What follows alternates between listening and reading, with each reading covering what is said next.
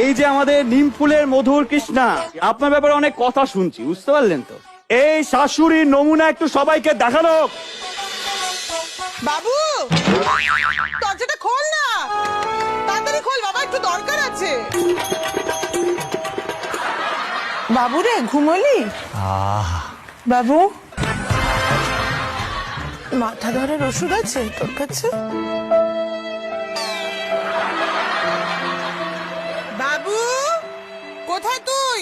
একবার এদিকে শুনে যা। বাবু, এই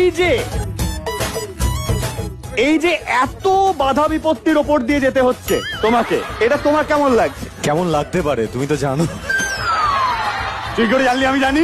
তুমি ঠিক জানো, আমি জানি। কোথায় এসছেন তো? না, এখন আসেনি। কোথায়? অ্যাকচুয়ালি এক মেয়ে। আজ জামাই হলে কি তাকে বাবু বলে ডাকবে? না না বাবু, আমার ধারণা এক পিস।